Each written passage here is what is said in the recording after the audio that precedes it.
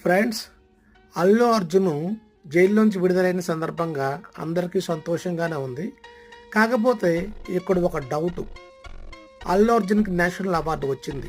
ఏ cinema కంటే పుష్ప 1కి.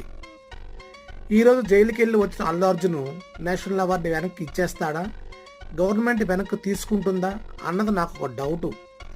ఎందుకు ఈ డౌట్ అడుగుతున్నాను అంటే, గతంలో జానీ మాస్టర్ గారు కూడా నేషనల్ అవార్డు తీసుకున్నారు. అలాగే తన తోటి డాన్సర్స్తో అసభ్యంగా ప్రవర్తించాడని నేషనల్ అవార్డు వెనక్కి తీసుకున్నారు. జైల్లో ఉన్నందుకు నేషనల్ అవార్డు వెనక్కి తీసుకున్నామని వాళ్ళు చెప్తున్నారు.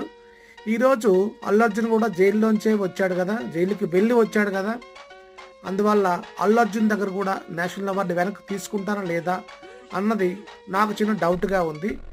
మీకు తెలిస్తే కామెంట్ రూపంలో నాకు చెప్పండి, కరెక్టా కాదన్నది.